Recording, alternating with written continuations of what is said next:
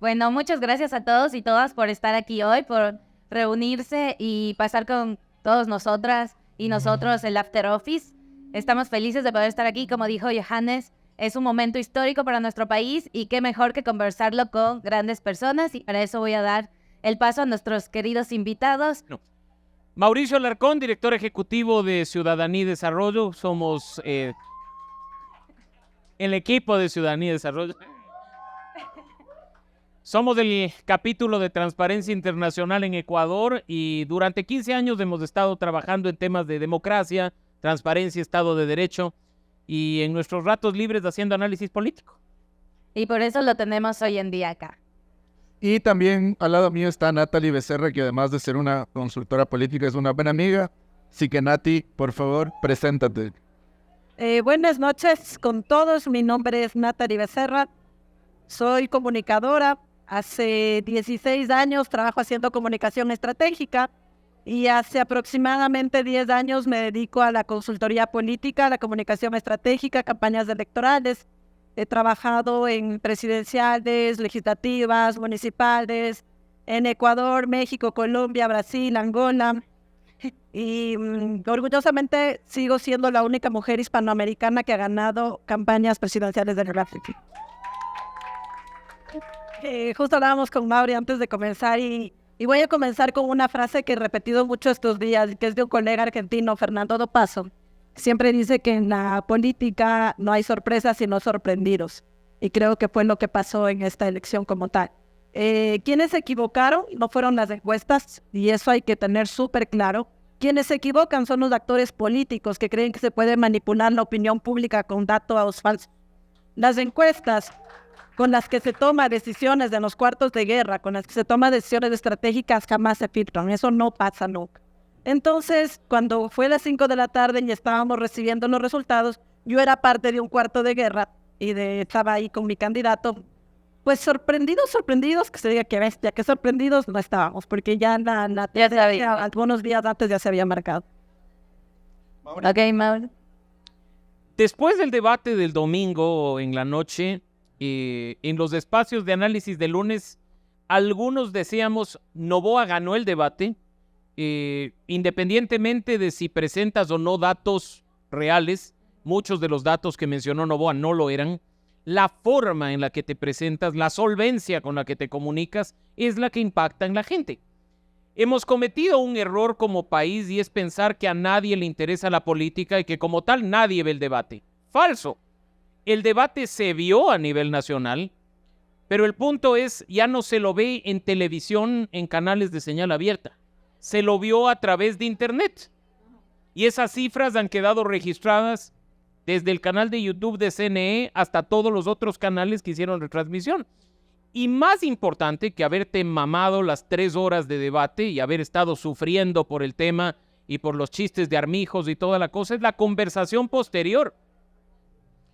Y desde la misma noche del domingo empezó una conversación en redes sociales, en grupos de WhatsApp, en la calle, que es la que permite que se consoliden ciertas imágenes. En lo personal, el lunes en la mañana decía, Noboa empieza a crecer. Yo no pensé que él iba a alcanzar para llegar a segunda vuelta y me parecía que su trabajo era lo suficientemente interesante para proyectarse hacia 2025. Anécdota graciosa, yo participé de un espacio de un medio digital, La Posta, hice esta declaración pública y a la hora más o menos me escribió alguien del equipo de campaña de Daniel Noboa y me dijo, estás equivocado porque nos va a alcanzar. Nos vemos en segunda vuelta. Entonces lo que dice Nati es cierto. Las cifras que se manejan a la interna y que no son las que se filtran maliciosamente son las que permiten delinear estrategia, canalizar mensajes y llegar a la gente. Y el otro tema que hay que considerar, y con esto termino, es que aunque pensemos lo contrario, todos los que estamos acá vivimos en una burbuja, grande o pequeña, una burbuja. La burbuja de nuestros grupos de amigos en WhatsApp, de nuestra gente de Twitter y nuestros seguidores de Twitter, y fuera de esa burbuja hay un mundo que no vemos. ¿Por qué digo esto? Porque en las provincias que gana Daniel Noboa, principalmente las del centro del país, es donde se realizaron de manera súper silenciosa brigadas médicas a cargo de su madre. Y ese trabajo de territorio es el que le permite a Noboa ganar ese electorado sin que nosotros ni siquiera nos enteremos. Solo quiero hacer una acotación y hay que tomar en cuenta cómo llegan los candidatos al debate. Llegas con un nivel de imprecisión altísima, un nivel de desconocimiento de los candidatos altísimo, y fue a pocos días del asesinato de Fernando Villavicencio. Entonces, el electorado estaba muy confundido, no conocían a los candidatos, y en ese momento que ni siquiera los candidatos ni los moderadores, nadie entendía la dinámica del debate, viste de golpe un muchacho fresco al que la mayoría de gente no conocía y que se dedicó a hacer propuestas y no a defenderse ni atacar a nadie. Y previamente a él nadie le había atacado. Entonces logra el post-debate, porque sí iba a ver muy feo que en esa semana te comiencen a atacar, porque iba a ser muy obvio que era el que estaba subiendo. Claro. Y le subían más. Entonces esa previa sí hay que tomarla muy en cuenta, porque he escuchado un análisis simplista, ¿no? Fue debate, y no es del debate, es multicausal lo de Novoa. Mucha gente cree que es cuestión de hacer un mensaje y pautarlo en redes sociales. $10,000 en Facebook e Instagram para que todos te vean. La microsegmentación pesó cuando Jorge Yunda ganó la alcaldía de Quito y hoy ha pesado para el acceso de Daniel Noboa a la segunda vuelta, porque tienes que saber con qué llegas y a qué público llegas. Mira, hay un tema que justamente me preguntaban hoy si la sorpresa fue grande. Yo no sé por qué la gente se sorprende si desde la campaña 2019 ya viste los outsiders metiéndose por un ladito. Entonces, ¿cuál es la sorpresa? Si desde hace varios años estamos viendo cuál es el comportamiento del electorado y qué te está pidiendo el electorado. El problema es que la clase política, y como bien decía Pauri, esto es una burbuja. Nosotros estamos aquí sentados tomando cervezas a las 8 de la noche hablando de política. La mayoría de los ciudadanos lo que están pensando es cómo voy a pagar la entrada a clases de mi hijo que ya comienza ahora. Y no están pensando en esta discusión de la burbuja política. Entonces, la sorpresa no es tan grande si tienes justamente un trabajo digital espectacular, trabajo en territorio, y los otros se fueron directamente a las acusaciones de PTAs. Nati y Mauri, ahí un tema fundamental es, ¿el Ecuador está listándose para nuevos liderazgos o somos un país de liderazgos fugaces? Es decir, cada campaña presidencial tenemos un liderazgo coyuntural y la siguiente campaña tenemos ahorita 2 liderazgos coyunturales. Nati, desde tu perspectiva, ¿en qué estado queda Otto, Hervas, Yacu en el contexto de la política actual? Mira, yo creo que hay un gran problema en Ecuador, y es que no hay partidos políticos. No existen estructuras partidarias como tal. El problema es que tenemos maquinarias electorales que previo a las elecciones encienden motores y comienzan. ¿Qué pasó ahorita? Muerte cruzada, totalmente imprevisto, y penosamente los partidos no tenían cuadros formados. Incluso pasó esto de candidatos buscando en Twitter partidos políticos y partidos políticos buscando candidatos. Claro, entonces ahí tienes justamente que no hay liderazgos fuertes. Tienes un Javier Hervas 2021 que se lanza como un partido que no tenía nada que ver con él ni con su ideología, y ahora ya vemos los resultados. Tenemos ese tipo de situaciones, pero yo creo que eso es más un mea culpa que deben hacer los partidos políticos, de en verdad formar ideología, formar cuadros jóvenes, mujeres, para poder incluir más. Partamos del hecho de que para entender los partidos políticos, hoy 8 binomios presidenciales, 7 no pertenecían a los partidos y a los movimientos que les auspiciaron. Solo uno, la Revolución Ciudadana, que nos guste o no nos guste, es el partido más organizado, con mayor cobertura territorial y con la mejor estructura a nivel nacional. Por eso tú ves la distribución de los votos obtenidos y cubren el país entero con una cierta homogeneidad de resultados. El resto de partidos simplemente está ahí esperando a que alguien les llame por teléfono, o yo como dueño del partido estoy ofertándolo. ¿Cómo no decir que son candidaturas unipersonales o personalistas si han escondido a todos sus vicepresidentes dentro de la campaña? Entonces, la figura central se ha centrado en la figura presidencial, y ahorita que estamos en segunda vuelta estamos indagando al menos en el binomio de Noboa, ¿quién es su binomio, no? La mayoría de campañas fueron campañas basadas en el personaje. Otto, Dan Topic, tenías Hervas. No hubo números, nadie publicitó el número. Solo la Revolución Ciudadana construye 25, ancló.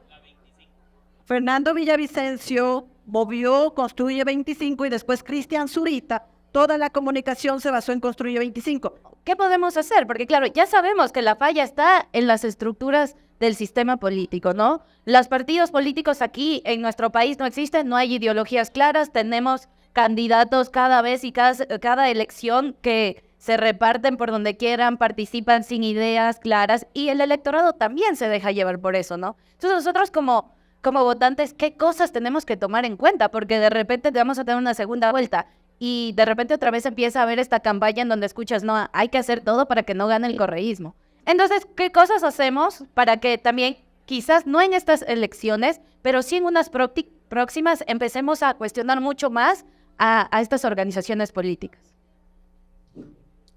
Los electores no debemos conformarnos con lo que hemos conseguido en este momento. Si la mayoría de votantes somos jóvenes menores de 45 años, listo. Ya acabamos de poner a un candidato menor de 35 años en la segunda vuelta. Genial. ¿Y ahora qué? Entonces no debemos conformarnos con elegir. El siguiente paso es exigir. Exigir buenas organizaciones políticas. Exigir, obviamente, que los candidatos, una vez en el poder, cumplan con lo que han ofrecido. Y empezar sobre todo a reclamar rendición de cuentas. O sea, ya llegaste y llegaste por nosotros. ¿Ahora qué? Yo no creo que esta generación, que mayoritariamente le ha forzado a Daniel Noboa a entrar a la segunda vuelta, se limite a cruzarse de brazos a partir del 15 de octubre si gana la presidencia y le diga, chévere, nos vemos en 2025. No, yo creo que hay que ir un poco más allá. Si no asumimos nuestro rol después de ser electores como ciudadanos, yo creo que nada de lo que hemos logrado hasta este rato sirve. Y también participar, porque yo veo un miedo, ¿no? A entrar a la política, a participar activamente de la política. Mucho hablamos y poco hacemos. Entonces, quienes de verdad quieran cambiar estas estructuras partidarias. Justo hoy vi algo súper interesante que decía, ya está demostrado que los centennials y los millennials están tomando el poder, ¿no? Ya están pasando. Claro, tienen más del 50% del electorado. Sí. Entonces, quieren el poder, quieren mejores estructuras partidarias, participen. De eso va. ¿Cuánto cuesta una campaña? A mí me dijeron que una presidencial se invierte $5 millones. ¿Menos? Más. 5 para empezar. Si no tienes 5, no te metas de candidato, hermano. Sí, la presidencial cuesta más porque tienes que, a ver, para comenzar, para hacer campaña tienes que tener equipos profesionales. Necesitas elementos como aire, tierra, aire es comunicación, territorio. Las brigadas territoriales son costosísimas, movilizar a la gente es costoso. Además que no solamente vas a territorio, tienes que dejar algún mensaje, algo tienes que la gente quedarse, tienes que hacer digital. Por ejemplo, yo sí creo que es momento de que se regule las campañas digitales porque ese costo no se blanquea completamente. A ver, mira, hay que entender que en esta campaña tuvimos varios eventos que marcaron cambios de estrategia, de todo, ¿no? Uno fue el asesinato de Agustín Intriago. Eso elevó completamente la conversación y la mirada hacia la seguridad y ahí en data, se puede ver en la data un repunte de Yara Topic. Exacto. Vuelve nuevamente a la palestra y sube. A las pocas semanas tenemos el asesinato de Fernando Villavicencio y eso sí acaba de patear completamente el tablero, incluso porque había fuerzas políticas a las que se les acusaba, ¿no? De haber sido parte de. Entonces, eso causó una desestabilización, una volatilidad impresionante. Honestamente, en mi experiencia en campañas, nunca he visto lo que vimos aquí en Ecuador estas últimas semanas. Ha sido una cosa de locos. Y eso llevó a reconfigurar completamente el tablero. Por eso te decía que lo de Daniel Noboa hay que entenderlo desde todos estos hechos anteriores, porque si no se hubieran dado estos actos, no sería Daniel Noboa.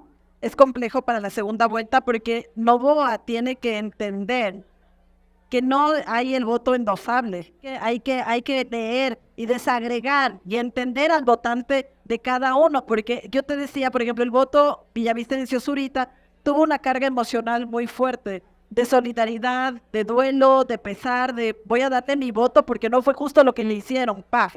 Entonces, esta gente no necesariamente va a migrar a Noboa, te quiero decir. Hay gente que votó por Topic.